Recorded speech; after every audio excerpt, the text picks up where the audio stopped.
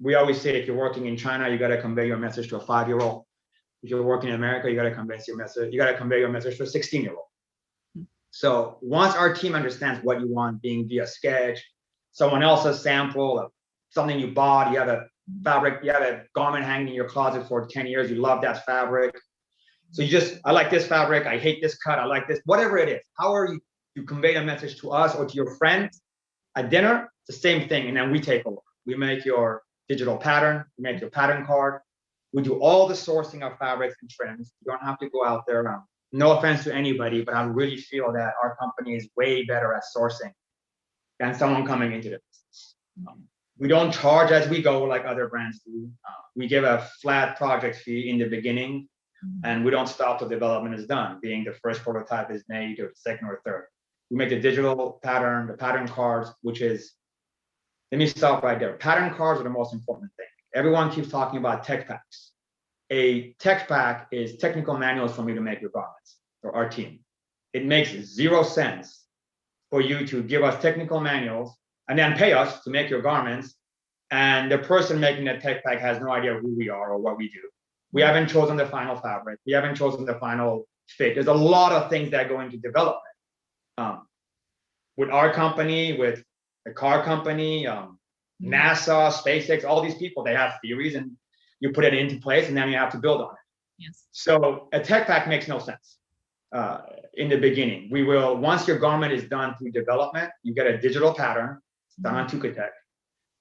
You get a pattern card and you get your perfect physical sample in hand. Those 3 things are what you need at the end to go into production anywhere in the world. Obviously, we want you to go into production with us, but we don't own you. We don't own your development. You paid us, it's yours. You own everything. We're not going to hold you hostage like it happens overseas or other places. We also have a program, it's called Bring It Back to America, simple name, for brands that are already existing and are running and want to go from China or Asia or wherever they are around the world back to America. As you know, Hilda, if you're producing in overseas and you want to come back to USA or anywhere else, they're not going to give you patterns or anything. No. And so we take over and we give a significant discount for brands that are coming over with a purchase order. You know, so they're saying as long as I could move everything over and get my samples, in essence what we do is we take the client and knock them off. Yeah. Because it's their own product, but we knock it off in America basically and use domestic fabrics. Usually like 7 out of 10 times when a garment comes from overseas to USA, we improve on the quality. Being we use better thread, or if it's a jersey thing, we make it domestically. This is domestically knitted, this fabric that I'm wearing. What he's wearing is domestically knitted. And then once again, the entire thing should be fun, should be stress-free. Once you're done with development, right away, the next day you're ready for production. Wow. The same thing goes in our shoe department, which is what Miguel handles. A quick little funny note about Miguel. Everyone in our company, we refer to ourselves as the bastards of downtown LA, except him. He's not a real bastard of downtown LA. He's our like resident gringo. Yeah. And the reason I say that is there's 8 partners total. Miguel is the last partner hired. I used to be the youngest partner till he came in. But he was actually at one point he was our competitor, and then he became a client. A loyal client. A loyal client, and then he got rid of his sewing mill and we took some of his machines over and blah, blah, blah. Now one day we sat down, I'm like, we're working with each other. Who the heck are you? Like, what are your passions? Yeah. And it was a wonderful talk, and long story short, I find out Miguel is not a big fan of clothing manufacturing. He's more of a guru to come to shoe manufacturing. So a few years ago, we took over the garment side for him, and we brought him in, and he bought. Uh-oh. Lost you for a little bit there. Did you hear me? Yeah, I got you back. Okay. Yeah, so we bought one machine and he bought another machine, and now we have probably one of the biggest factories in the country to make domestic. Okay, that's so interesting. I mean, Yeah, so back then we knew nothing, and now we've made shoes for Hulu, for their sports commercial, for Honda of Hollywood, and we could talk about this now, Yeah, right? And now we're in design with SpaceX and next space. what? No way. Yeah, I have zero involvement in it, but Okay. I've obviously interjected myself into this thing because there is no way in hell this company was going to work with Elon Musk, and I'm not going to be involved in something. Okay, and Yeah, I it's need an invite on the launch day. No, just kidding. we are mentally invested in their launches and stuff. If anything goes wrong with them, we're like, man, it's gonna be delayed. But So they're an unreal company. it is. And you know what's super cool is like the prototyping of any product, whether it's a spaceship or shoes or apparel, it's all about iteration and making the corrections and being invested in that process, right?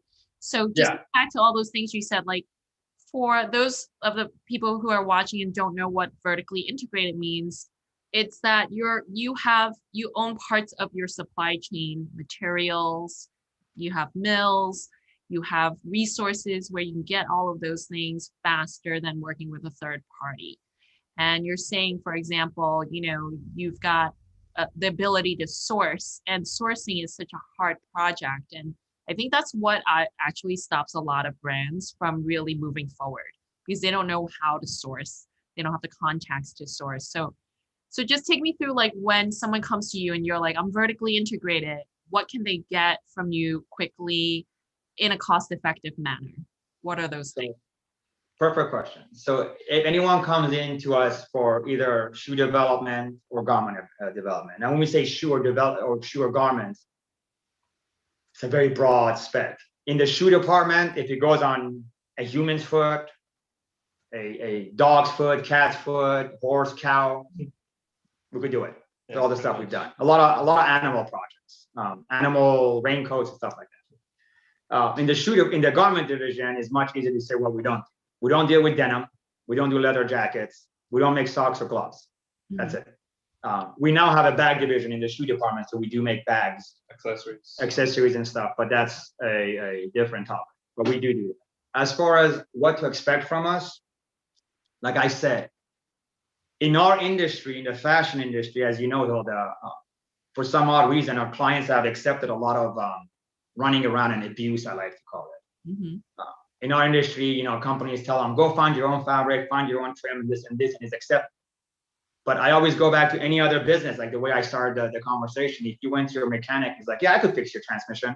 Why don't you give me the instruction book, take that, and why don't you go find the parts? When you give me all the parts, I'll assemble it, no problem. Also, give me money to assemble it. You run away. But what do you mean? What parts do I need? It's the same thing in our garment division and in the shoe department. You come to us, and your job if you recall the way our business worked when we doing big box retailers, you have designers in your office, 2 or 3 designers, and you have a sample team and all that. You have 30, 40 employees. So your designers sketch something out, then they give you a sketch, and then they tell you, I want to use these kind of fabrics, and our job is to bring that into fruition. It's the same practice we were doing for big box retail. We're just doing it for the so-called mom and pop. So once you convey your message to us what you want, like I said, we'll take over the whole thing. You just sit back and give approval. So if you're doing garments, we start out with the silhouette. As we're making the patterns, we start sourcing fabrics and trims to you. So we send those, you approve the fabrics. Same thing with the shoe department. You tell me, I'm going to make a Air Jordan type shoe, and I'm going to make a high heel. 2 different things, obviously. But then you have your options. Your upper could be this, you could do this, whatever you want, and we walk you through it. Most of our clients will have questions, like 90% of them. We emphasize you picking our brain. We go out of our way to educate all of our clients. So our goal is by the time we get to production, the newbie that has no idea what the word PPS, pre-production sample, means, by the time they're ready to go into production, they're a tiny production manager. They understand all the stuff. They know this and that. And there's two philosophies to this. One of our old partners that's no longer with us, didn't like the fact that we educate our clients so much and we tell them so much, because they're not going to need you. We feel the complete opposite. We go out of our way to be transparent. We tell you everything there is to know. And sometimes we give you more information than you ask for. And to instill trust in what we know, because it's not an easy job. Yeah. And now you hear the word transparency being thrown around a lot these days because it's kind of a cool thing to say. Mhm. The reason we became 100% domestic 11 years ago, when I say 100%, like we just cut off all our big box retailers, was because we got tired of the BS and the non-transparency around the world and all the other stuff that was going on. Mhm. So it's not rocket science. We're making clothing and shoes for God's sake. Mhm. Just be honest with each other. Yes.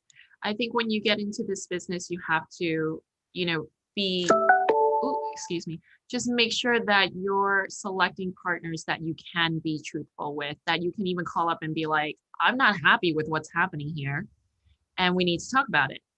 So, my understanding from you and all the conversations we've had, that's the way you approach things. So I can value that a lot. And sometimes that does, maybe feel intimidating for new brands, right? If they're coming to you. So I guess another question I have is like, what would be kind of the intake process for a brand coming to you, whether it be footwear or apparel? Like, what kind of information do you, I guess, expect for the brands to be able to provide you in that very early, consultation? Like, if they're coming to you, I want to make women's wear. What kind of questions do you typically ask? Perfect. It is this question, this particular process has become overwhelming for a lot of new clients trying to come in. Mhm. That's sometimes they get scared of. Mhm. Not complicated. Just come to us. You can either email us or call us or whatever you want and set up an appointment, be virtual or in the office, or in the beginning, you'll send us pictures of sketches or something, right? Like I said, as long as you could convey your message where you want. If you say, I want to make a tennis shoe, that's like you saying, I want to go buy a sports car. Okay, no problem. Do you want to buy a Ferrari, a Lamborghini, a BMW? What do you want to buy, right? But if you show me a picture and say, I want to make this, we're like, okay, I understand where you want to go. Yeah. Or a sketch, or if you have, like we have clients that have shoes in their closets or clothing in their closet. All you have to do, and here's the good thing about this, Hilda, most of our clients have been doing this since the day they came up with the idea, because they probably have talked about the shoe or the shirt or the hoodie or the jacket or the activewear stuff to their friends and family and their mom and dad till they, they're all sick of hearing it, right? So they know how to do it. So once you convey your message, and I could just understand, and we all speak English, which is a good thing, supposed to be overseas, we'll take over from there. We have a client that comes to us and says, for example, I want to use this fabric and this fabric for this particular silhouette. We're like, okay, that's a good fabric. The other thing that we do that's really significant to what we do, all of our development programs, shoes, garments, and in production, we have consulting. Mm-hmm. Not consulting on just manufacturing and on different ways to manufacture the garment. There's different ways to manufacture, but consulting from the beginning of what they're doing and where they're going. So for example, if you come to me and say, Adam, I'm going to make a t-shirt and a pair of leggings. Okay. A t-shirt is the simplest garment to make in our industry. So if I have client A and client B, client A is going to make a t-shirt and it's going to sell it for $40, and client B is going to sell it for $120. I have to make two different garments. For the client that's at $40, we are limited on what we could do because I have to make sure they hit at least 100% minimum margins. So the t-shirt has to be, $12, $15, $20 maximum, which would be a really crazy t-shirt. We don't have a $20 t-shirt, but just for argument's sake. Mm-hmm. The client that's going to sell that t-shirt for $120 is going to expect the most amazing t-shirt. So if I come to that client and say, listen, I make the t-shirt is amazing, it's only $10, he's going to come back and say, can we make it better? Yeah, but it's really cheap. They're going to be like, Adam, I'm trying to sell it for 120, so throw every penny at it. Mm-hmm. Vice versa with the client that's trying to sell the shirt for $40. If I go to them and say, listen, this shirt is great, and they're like, how much does it cost? I go, it's $25. They're going to be like, Adam, it is the greatest t-shirt I've ever worn, but I can't sell this for $80. I got to sell it for $40. So if you're giving it to me for $25, by the time it comes here, my profit is $7, $8, $10 at most. Mm-hmm. I just wasted all their money and all their time in development. I made them something they can't use, right? Mm-hmm. That's a big factor in development because we forget, well, we don't forget, but some people forget, the reason we're doing all this development is for the client to be able to sell and do it all over it, right? So we make sure as we're designing your garment, we're making it in that demographic. A good thing is leggings. Lululemon leggings are $120 or so. Then there is mid-level leggings for like 60, 80. And if you go to Target, you could buy a pair of leggings for 20 bucks. Okay. They look similar. There's significant difference. The Lululemon ones, for example, literally all the money has been thrown at it. The fabric, and we also have access to the fabrics they're using, Nike, Under Armour. We have an amazing selection in activewear. Activewear right now is one of the most exciting parts. But there is 3 different ways of doing it.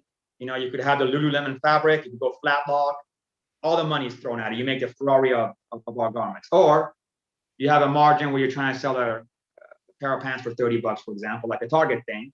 Then you use lower quality fabric. You use 5 needle instead of flat lock, and you're not using reactive dye. So ladies will probably know this more than guys, but if you bought a lower quality bra, for example, sports bra from Target, and then you went running in it after a few times, you'll see it bleeds into your shirt because it's not reactive.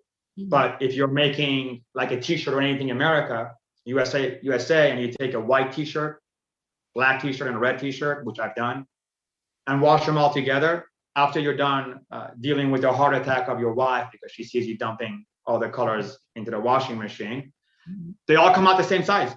They come out the same size, same color, and they don't become soft. I told my wife, I go, honey, if the white shirt becomes red, we got a lot more problems than my own personal laundry methods.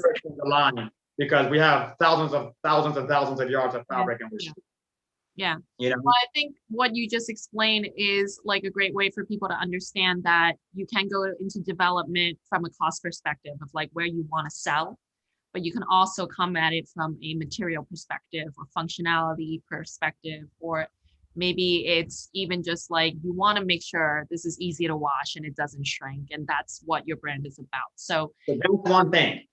Yeah. We do not make lower quality garments in our company. I know it sounds like a sales thing, but we're incapable of it because our hourly wages are higher than everybody else. So if you're going to compare just wages versus Asia, we can't compare dollar to dollar with overseas. The only way we could do it is if we use the lower quality garments, which we don't do because it kicks your butt in production. So for example, we don't use import jersey. We knit the fabrics domestically, and the quality is night and day. I mean, night and day. An import decent cloth cotton jersey shrinkage is 20 to 35%. A domestic knitted garment is 3%. I mean, fabric, 3%.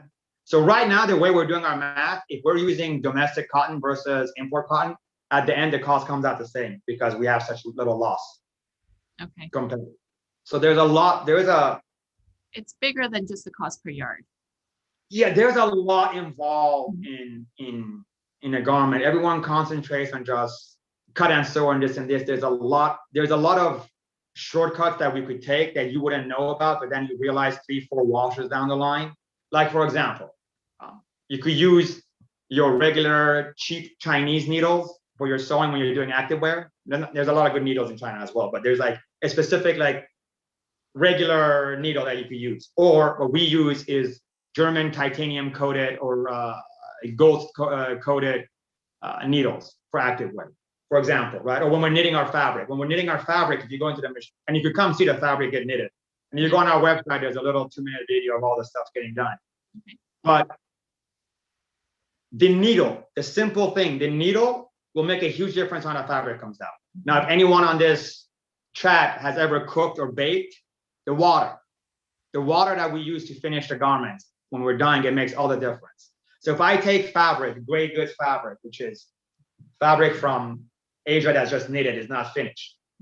If we dye it domestically versus dyeing it somewhere else, the quality, how we're going to finish it is different. It's the same as when you're cooking at home, when grandma cooks, puts a lot of love in it. When you're cooking at home, you're using filtered water as opposed to going out and just use tap water, right? All the minerals in that tap water are going to be in your soup, whereas filtered water is not. So if you're dyeing fabric and your main dye is water, and you got about 600-700 parts per million in the water, as opposed to 40 parts per million as far as stuff in the water, Mhm. right? Because when you're drinking water out of your bottle, it's about 20 to 40 parts per million if you measure it with a little TPS meter. Mhm. But the water coming out of your tap could be, for example, that my tap here could be 400 pounds per million. And then if I go down the street, it could be 200, and then the next door could be 500 because of the pipes. Yeah. So you filter the water. Little things like that is what gets you consistency. Yeah. In the shoe department, Mhm. there are so many different ways to assemble one shoe. You know, do you want a custom heel? Do you want this? Do you want to have the heel going and screwed in and have a special thing? Do you want a special shank made? What kind of upper do you want? I am still dumbfounded after years of being partners with Miguel in the shoe department. I'm still getting excited. Right? And the money we're spending on the shoe department, it's a lot. But we have some unbelievable machines that we keep purchasing. And on our side, we're purchasing laser sonic machines, so we could now sew waterproof jackets. We're the only ones that have them now, thank God. Super cool. Flat log. Rain boots, we're making some really cool rain boots for basically we're making sneaker rain boots, if that makes it. Always wondered why that didn't exist, so I'm glad that's going to be coming out soon. Yeah, there's a lot of cool stuff that's or on fabrics. Like let me just like these are some of the fabrics that we've invented. We're getting really big in hemp, so our hemp shoes are out there. We make oatmeal shoes, and we have an entire line of hemp. Like hemp is one of the most amazing fabrics, and like we get into why it went away, and it was all politics. But now it's coming back, and it's coming back amazing. So the next thing is if a lot of our clients are environmentally conscious, which I really hope you all are. I got a 2-year-old and a 5-year-old, and I want to leave the ocean and the dirt and the planet cleaner for them, and it's kind of getting crazy. Mhm. But some of like for example, you've heard of bamboo jersey, right? Bamboo fabric, and it's marketed as a very good fabric for the environment. It is the worst fabric for the environment. The worst, the absolute worst. The reason is it's very simple. Go grab a bamboo stick and smack yourself in the head with it. It's gonna hurt a lot. But if you grab a cotton plant and smack your head with it, it's gonna tickle. So you're gonna take this super hard stick and make it the softest fabric on earth, right? It You has see what I'm doing? process. Now, Yes, very processed. it is true. It could be the greatest fabric on earth. Mhm. If you spend $20 and using natural enzymes that are part of the planet, Mhm. you could break it down and you will have the most ethical, amazing fabric. I don't know one mill that does this. So you buy the fabric for $5 a yard or $5.50, and they use the harshest chemicals in the world to take that bamboo and make it a fabric. You know where all that chemical goes? In the river. You know where that river goes? In the ocean. Yeah. So If we were to dig into that on this call, it's like hours long of like just how hard it is to navigate when environmental. people are conscious of it.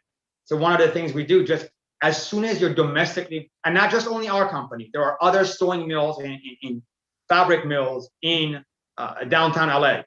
They're amazing fabrics. We all work with each other. Some of them have fabrics that we haven't made, or they just have the machines. Mhm. We are not only are we in USA, California, Los Angeles. Forget about EPA laws. We have California laws that we have to go. So we are some of the most ethically manufactured garments and fabrics in the world, just because of where we are in the state. Mhm. We can't get away with anything stupid if we wanted to. Not that anyone in LA does. So if you're really conscious about being ethical and being good to the planet, which I really hope everybody really is. And if you work with us, you don't work with us. If you're working in America, you're already helping the planet. Okay, if you're using domestic fabric, you're helping the planet. And just keep that in mind. And there's a lot of cool stuff out there. There's recycled poly. There's Tencel. Tencel is one of the best fabrics. As jerseys, like it's made out of eucalyptus trees. Mhm.